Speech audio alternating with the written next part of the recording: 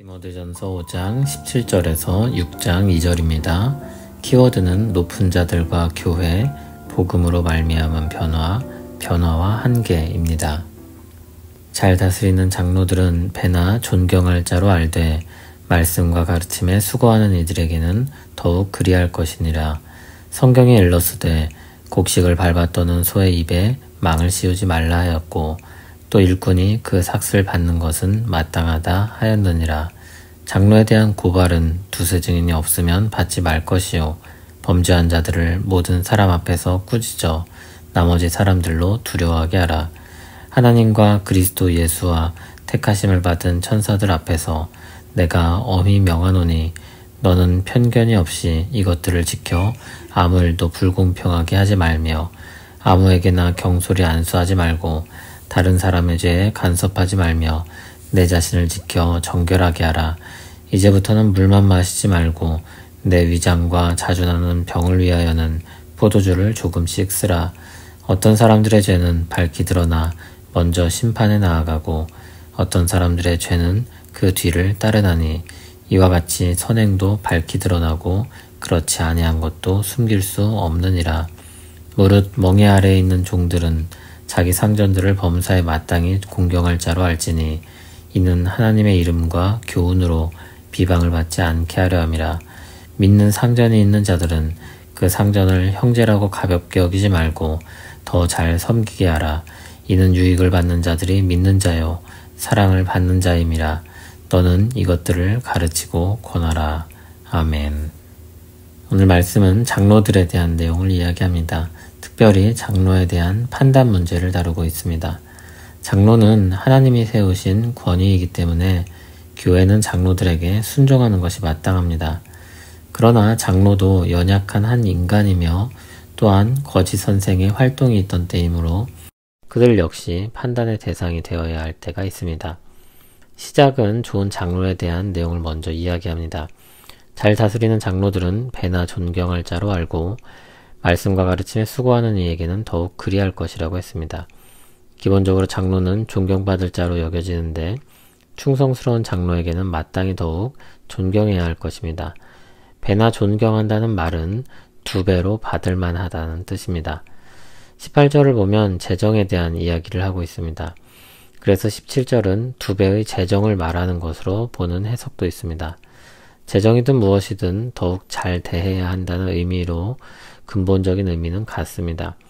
이 내용은 다스리는 장로는 물론이고 가르치는 장로인 목사를 포함합니다. 18절 앞에는 왜냐하면이라는 말이 있습니다. 충성스러운 장로들에게 두 배의 존경, 그 이상을 해야 하는데 왜냐하면 성경에서 그것을 이야기하고 있기 때문입니다. 신명기 25장 4절, 누가복음 10장 7절의 인용입니다. 곡식 떠는 소는 자신이 타작하는 곡식을 먹을 권리가 있고 일꾼은 일한 것에 대해 임금을 받는 것이 당연합니다. 이와 같이 장로들도 잘 대우를 해야 하는 것입니다. 그런데 그들 역시 연약한 한 인간이라고 했습니다. 19절을 보면 장로에 대해 고발이 들어온 경우를 다룹니다. 이 경우 한 사람의 고발은 받아들여지지 않습니다. 한 사람의 불만이나 복수심으로 고발할 수 있습니다. 또한 장로의 직분이 가진 무게감 때문에 더욱 신중을 요하게 됩니다. 개인적인 원한으로 교회를 어렵지 않도록 해야 합니다. 하지만 범죄한 것이 확인되면 그를 모든 사람 앞에 꾸짖어 나머지 사람들이 경각심을 갖게 했습니다. 장로들이 가진 직분 때문에 신중할 필요가 있지만 그들의 허물과 죄가 드러난 경우라면 오히려 공개적으로 그 잘못을 책망하는 것입니다. 21절에 보듯이 이것은 공의에 의한 판단으로서 편견 없이 불공평하지 않게 시행되어야 합니다. 그러므로 처음 장로를 세우거나 혹은 징계로 인해 새로운 장로를 세워야 할 때나 더욱 신중해야 할 것입니다. 그래서 22절을 보면 아무에게나 경솔히 안수하지 말라고 했습니다. 22절에서 다른 사람의 죄에 간섭하지 말라고 하는데 본래 의미는 다른 사람의 죄에 동참하지 말라는 뜻입니다. 그리고 자신을 지켜 정결하게 하라고 했습니다. 그러면서도 디모데에게 필요한 것은 취하게 합니다. 디모데는 병에 대한 처방으로 포도주를 마셔야 했는데 정결을 위해 절제한다고 그것까지 금하지 말라는 것입니다.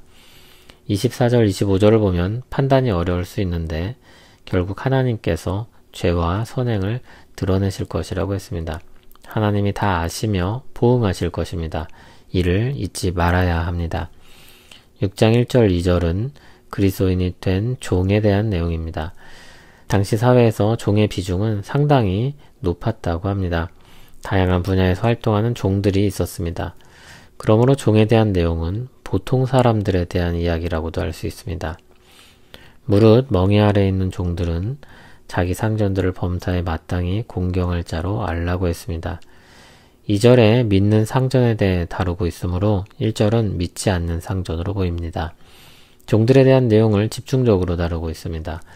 아마도 그리스도인이 된 종들에게 종종 문제가 일어났고 그에 따른 가르침이 필요했던 것으로 여겨집니다. 어떤 문제가 있었을까요? 종들이 그리스도인이 되자 모든 사람들이 똑같은 인격체로 여겨져야 한다는 것을 알게 되었습니다. 또한 그리스도 안에서 얻은 자유의 복음에 대해서도 알게 되었습니다. 사도 바울은 모두가 그리스도 안에서 하나라고 가르치기도 했습니다.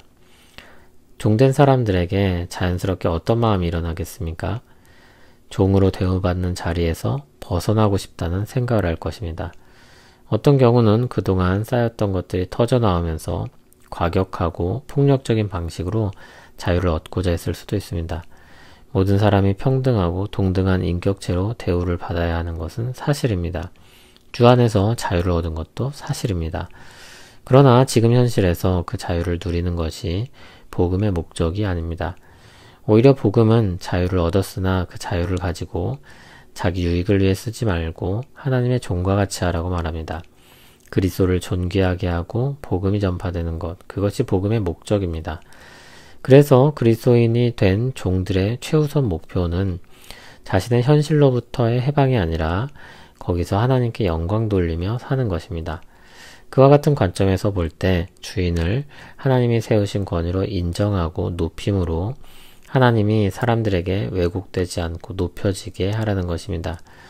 믿는 종마다 도망가고 자유를 위해 싸우면 교회는 사회를 불안하게 만들고 문제를 일으키는 집단으로 여김을 받고 하나님의 이름은 땅에 떨어질 것입니다. 그래서 신자의 실천적인 우선순위는 자유와 혁명이 아니라 복음과 선행인 것입니다. 만일 주인이 믿는 자의 경우라면 어떻겠습니까? 더 잘해야 한다고 했습니다. 2절을 보면 믿는 주인을 가리켜 동등한 형제로 언급하면서도 주인을 잘 섬기라고 말하고 그것이 믿는 자들에게 유익이 된다고 했습니다. 복음은 우리의 모든 것을 변화시킵니다. 하나님의 교훈으로 우리 마음과 생각을 새롭게 합니다. 장로와 같은 사람들은 하나님이 권위를 부여하신 사람들입니다. 기본적으로 존경하고 순종해야 할 대상입니다. 주인도 하나님이 주신 권위입니다. 믿는 자들이든지 그렇지 않든지 하나님이 질서 가운데 먼저 두신 사람입니다. 그러므로 그 권위를 인정하고 순응해야 합니다. 그러나 그것은 타락한 본성을 가진 죄인의 마음으로는 항상 거부할 수밖에 없는 일입니다. 모든 사람은 자기 위에 그 누구도 두기를 싫어합니다. 심지어 하나님조차 싫어합니다. 타락한 본성이 가진 특성입니다. 그러나 하나님의 은혜로 우리 마음이 새롭게 되고 하나님의 주권과 질서를 깨달을 때 우리 마음과 삶에 변화가 일어납니다. 하나님에 대한 인정과 순종으로 하나님이 두신 권위를 인정하고 따르는 것입니다. 이것은 그들 존재 자체에 대한 특별함 때문이 아니라 하나님에 대한 순종의 일환인 것입니다. 이 사실을 마음 깊이 새겨야 할 것입니다. 권위에 대한 절대적인 순종이 아니라 하나님의 주권 아래서의 순종입니다. 권세자들도 허물과 죄가 있을 것입니다. 그들의 허물과 죄를 덮어쓰거나 동참할 필요는 없습니다. 교회 안에서의 경우라면 절차를 따라 하나님의 공의가 실현되도록 하면 될 것입니다. 사회에서의 경우라면 하나님의 지혜가 필요할 것입니다. 단순히 답하기가 어렵다는 것입니다. 오늘 본문은 거기까지 세세하게 다루고 있지는 않습니다. 한 예를 들어보면 지속적인 폭력을 행사하는 주인이 있을 수 있습니다. 어떻게 하는 것이 좋겠습니까? 어떤 사람은 그조차도 견디며 복음의 은혜를 전할 것입니다. 그러나 어떤 사람은 견딜 수 없을 것입니다. 그래서 도망쳐서 그와 같은 악행에서 벗어나야 하는 사람도 있습니다. 어떤 사람은 순교를 당하고 어떤 사람은 하나님께 건짐을 받습니다. 하나님의 주권 아래 너무나도 넓은 세계가 펼쳐져 있습니다. 쉽게 가타부타할 일이 아닌 것입니다. 다만 여기선 기본적인 신자의 마음과 태도를 정리하면 될 것입니다. 사람들은 다 다르고 그들이 처한 현실도 다양해서 사람을 기준으로 삼아 교리화할 수 없습니다. 신앙의 표준을 삼을 수 없다는 것입니다. 신앙의 표준이 될 수 있는 것은 오직 하나님뿐입니다. 하나님의 말씀만이 우리 신앙의 표준이 될 수 있습니다. 혁명적인 사상은 사람들의 마음을 뜨겁게 하곤 합니다. 그러나 혁명이 일어난다고 해서 사람의 타락한 본성이 바뀌지 않습니다. 그래서 역사를 보면 모든 새로운 혁명은 부패하고 맙니다. 그러면 아무것도 하지 말라는 이야기입니까? 당연히 그렇지 않습니다. 종종 신자들과 교회는 역사 속에서 굉장히 혁명적인 사람들이었습니다. 잘못된 역사를 바로잡는 큰 역할을 하곤 했습니다. 자신들의 현실 속에서 힘써 살았고 그 삶의 결과들이 종종 큰 변화를 만들어냈습니다. 변화가 최우선 목적이 아니었고 신앙의 열심이 변화를 낳았습니다. 바른 신앙을 위한 열심이 종교개혁을 일으켰고 모든 사람이 동등한 인격체로 대우를 받아야 한다는 생각이 노예를 해방시켰습니다. 세상의 온전한 변화와 갱신은 새하늘과 새 땅에서 일어날 것입니다. 우리를 통한 변화는 가치 있지만 온전하지 않을 것입니다. 그럼에도 우리는 오늘 우리 삶에서 주를 위해 섬기며 살다가 주님의 지혜와 능력으로 변화를 일으킵니다. 우리에게 임한 하나님 나라를 드러내고 살아계신 하나님을 나타내는 것입니다. 교회는 살아계신 하나님의 집이며 진리의 기둥과 터라고 했습니다.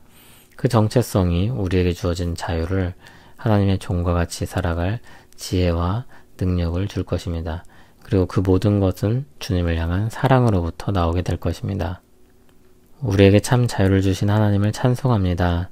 새하늘과 새 땅에서 그 자유를 온전히 누리게 될 것을 고대합니다. 그러나 오늘 우리 삶에서는 한계 가운데 주님의 종으로 살아가야 할 것입니다. 지치지 않게 하시고 포기하지 않게 하옵소서. 피할 길을 내어주시고 감당할 능력을 허락하여 주시옵소서. 하나님 나라가 임할 날을 바라보고 구하며 이미 우리 가운데 시작된 그 나라의 영광을 나타내게 하옵소서. 예수님 이름으로 기도합니다. 아멘.